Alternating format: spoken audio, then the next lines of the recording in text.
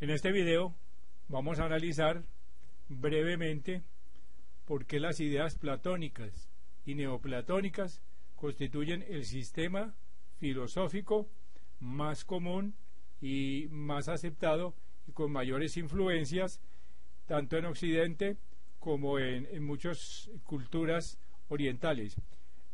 Para empezar, debemos primero que todo decir que las ideas presentadas en este breve video fueron sacadas de un diccionario filosófico recopilado por Leandro Harold Pantoja y el filósofo Gustavo Zúñiga.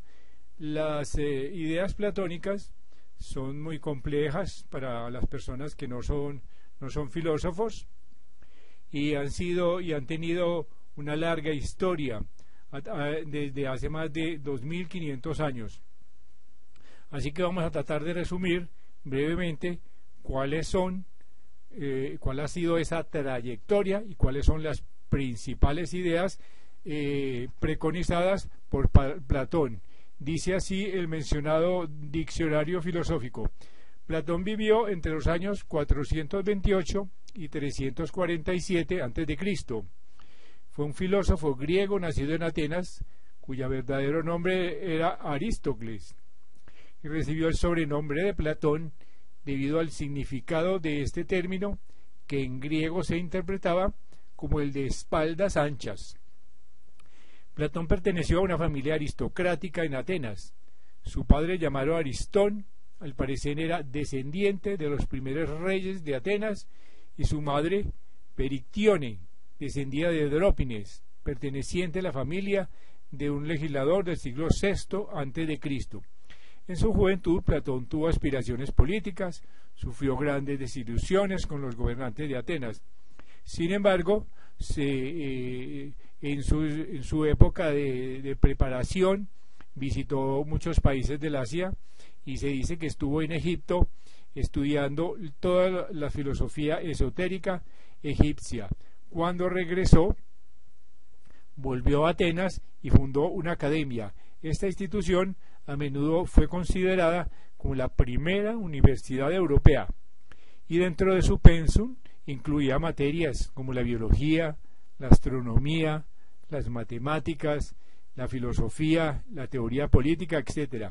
Y el alumno más destacado de Platón fue Aristóteles. Así pues, tenía varios métodos de enseñanza, pero el método específicamente dialéctico fue el más común, y en él examina las relaciones de las ideas entre sí, así como las capacidades de las distintas ideas de ponerse en conexión con otras o de rechazarlas según cierto tipo de reuniones. Así que las ideas constituían para Platón la única realidad verdadera. Él hablaba de un demiurgo, de un creador manifestado, que cuando no era manifestado era incognoscible, pero que cuando se manifestaba constituía, entre varias otras cosas, la mente universal. Esa mente universal pues tenía los prototipos de todas las ideas, de las cosas y de los seres existentes y por existir. Estas ideas siempre ofrecen en un respecto el mismo aspecto y por eso permite llamarlas con el mismo nombre. O sea, eran estables, pero refiriéndose en otro aspecto se dice que son susceptibles de combinación con otras ideas, formando así entidades complejas que posibilitan lo que se llama un discurso. Así que de esta manera Platón logra sintetizar dos corrientes antitéticas, que era la eleática de Parménides y la heráclita de Heráclito, en la medida en que sus ideas son siempre las mismas, es decir, que son inmóviles y pueden combinarse entre sí. De esta manera se logra hacer posible un discurso que no sea la mera repetición de que el ser es, como decía Parménides, y sin embargo sea inteligible. En este aspecto, el método y la doctrina de las ideas de Platón constituyen un intento de reglamentación del lenguaje, de la explicación de cómo y por qué el hombre habla y se entiende con los demás. y atendiendo posteriormente a los significados que los signos lingüísticos encierran. Así que para este filósofo, el saber equivale a recorrer con la mirada del alma los objetos o ideas que deben constituir la norma de todo discurso verdadero, de toda doctrina. Pero tal recorrido, tal conocimiento no puede llegar a improvisarse, ya que el alma puede encontrarse indispuesta debido a una caída en el ámbito sensible y mortal. Así que el ojo del cuerpo en este sentido constituye un obstáculo para ese saber, ya que puede permitir que ciertos objetos sensibles susciten una evocación de esas ideas cuya visión el alma ha olvidado y puede reganar mediante la reminiscencia, mediante la memoria. Decía que el alma es de carácter inmortal, precisamente por su fraternidad con los objetos que constituyen las ideas, que en condiciones normales observa. También esa alma es fuente y principio de todo movimiento, de toda evolución en el universo, tanto del universo en sí como de los proyectos de vida humanos, etc. Así que Platón extendió su teoría en diferentes campos, como por ejemplo en las matemáticas, pero estuvo más interesado en su aplicación en torno de la ética social. La teoría era su manera de explicar cómo el mismo término universal puede referirse a muchos acontecimientos o cosas particulares.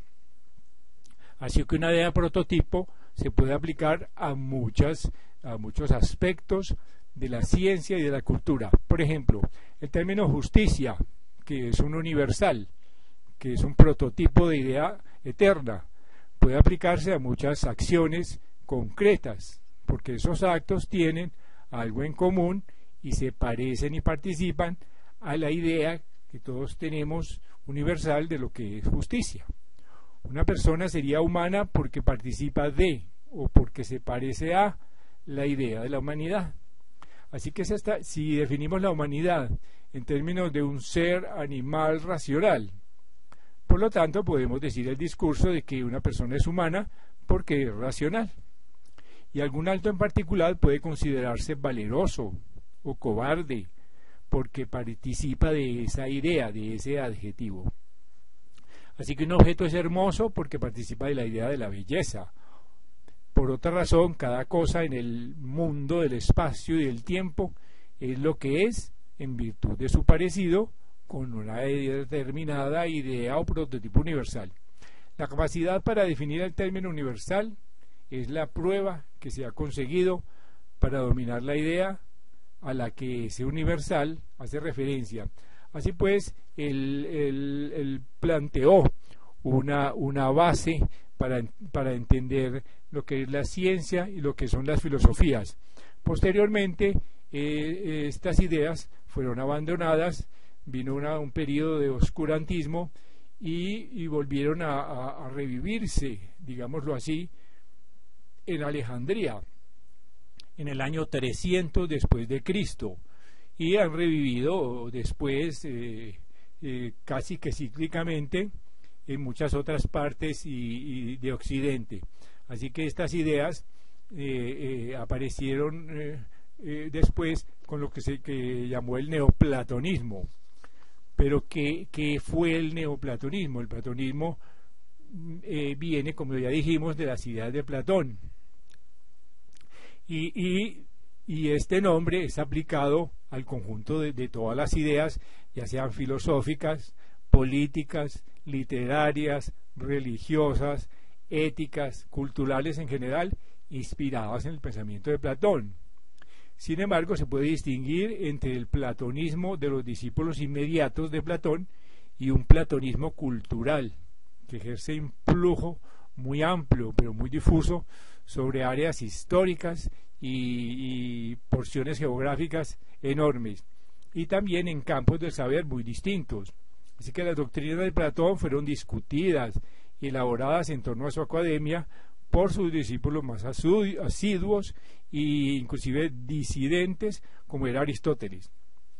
Y antes de la disolución de la Academia Platónica tuvo tres fases. La primera prevaleció una interpretación de las ideas de Pitágoras y de las doctrinas pitagóricas y de las ideas que se emparentan con las doctrinas esotéricas de Platón acerca de las ideas números.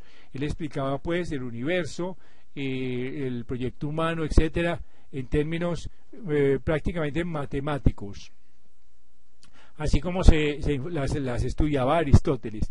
Dentro de la segunda y tercera fase se observa que predominan interpretaciones escépticas, más eclécticas de su doctrina.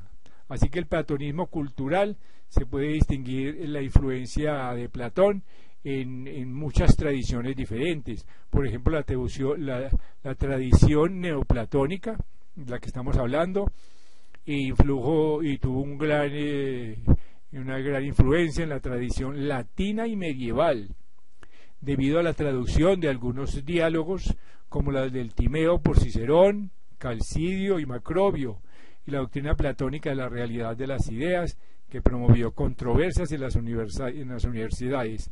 Desde Boecio se advierte una de las preocupaciones dominantes de la filosofía medieval, o sea, el intento por conciliar las doctrinas de Platón y Aristóteles.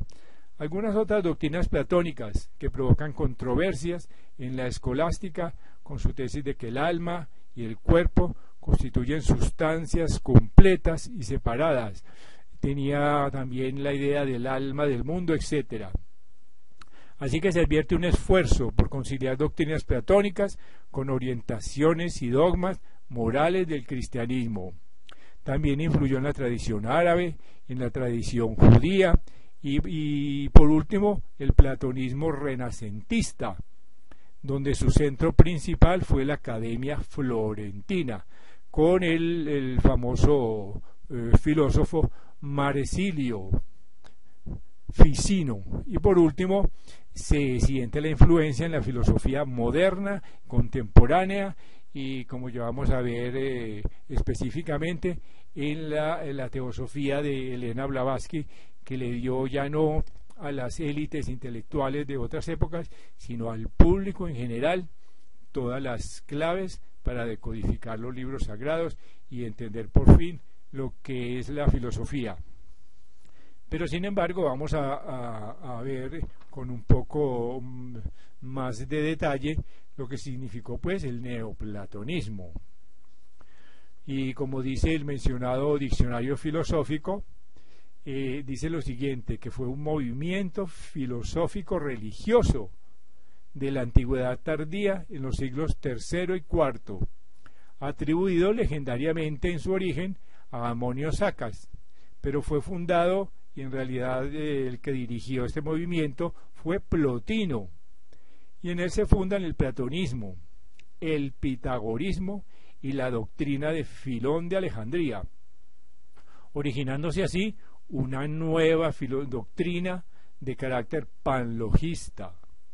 Así que el neoplatonismo se caracteriza primero por la unidad como principio supremo.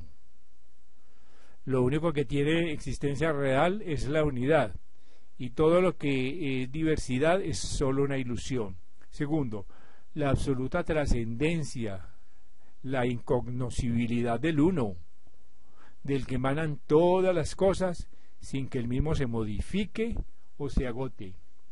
Tercero, el carácter necesario de esa emanación por identificación del uno con el bien platónico. Cuarto, todas las cosas son el mismo uno en un proceso de distensión, en un proceso de diversificación y atomización.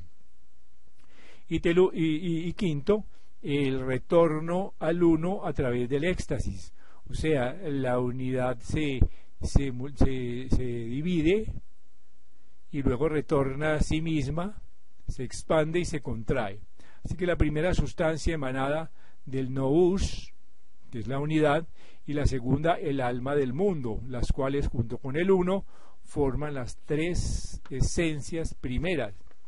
Así que el neoplatonismo habla de una trinidad que se compone principalmente del alma y del alma universal, de la inteligencia y la sabiduría y el amor universales. El neoplatonismo se diversificó en varias escuelas. La de Plotino primero, con sus discípulos Amalio y Porfirio, luego otra en Atenas con Proclo y Simplicio, luego vino Alejandría con el obispo de Sinesio de Cirene, luego hubo otros muchos hasta el año 400 aproximadamente en el occidente cristiano, pero la última escuela neoplatónica fue organizada por Proclo en Atenas y existió hasta el año 529 de nuestra era. Así pues que, para resumir, podemos decir que el neoplatonismo no solo revive el espíritu de la filosofía platónica, sino que la enriquece con doctrinas propias.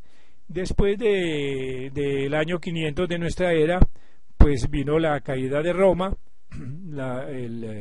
el incendio de Alejandría, y Occidente entró en lo que todos conocen como un periodo enorme de oscuridad, hasta que, como ya mencionamos, en Florencia los Médicis patrocinaron pues una escuela de filosofía neoplatónica con Piccola, Mirandola, etcétera, etcétera, que ha seguido con muchos altibajos hasta nuestros días, cuando a finales del 800 un grupo de filósofos ingleses a la cabeza e hindúes a la cabeza de la filósofa rusa Elena Blavatsky publicaron el famoso libro de la doctrina secreta y todos los libros de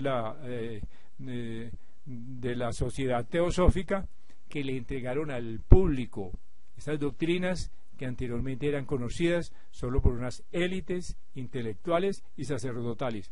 Así pues, el público de hoy ya puede conocer lo que es la ciencia y la filosofía comparadas de todas las culturas antiguas de la humanidad.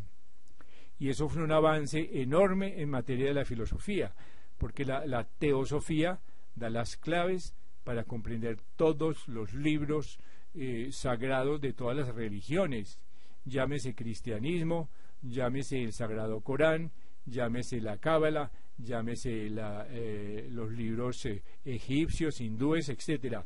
Esos libros están encriptados y hay que conocer las claves para poder entenderlos. Esas claves son muchísimas, pero para resumir podemos dar las 7 claves principales.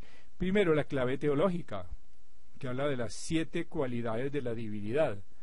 La clave cosmológica, que habla de las 7 etapas evolutivas del universo.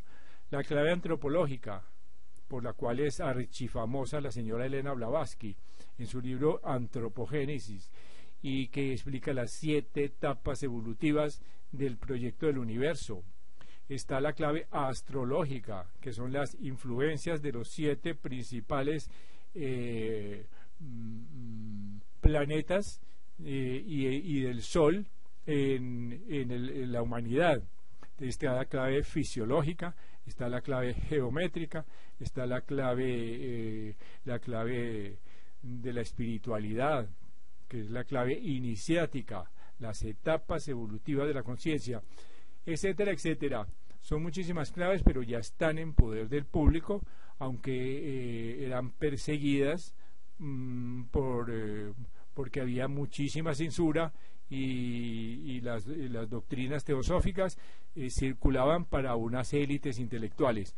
Hoy en día, gracias a la revolución del Internet, gracias a la democratización de la educación en todo el planeta, y sobre todo al fenómeno fabuloso de YouTube y de las redes sociales, todo este conocimiento filosófico, todos estos conocimientos científicos quedaron a un clic de distancia para toda la humanidad. Así que se han democratizado, se han universalizado, se han globalizado, y por eso es que se dice que la gran revolución del siglo XXI, de la era de Acuario, que sucedió a la era de Piscis, que era una era muy emocional, y ahora tenemos la era de Acuario, que es la era intelectual, la era de los conocimientos metafísicos, y por tanto repetimos que se dice que el gran misterio, el código secreto del siglo XXI y de los 2000 años que vienen es la unificación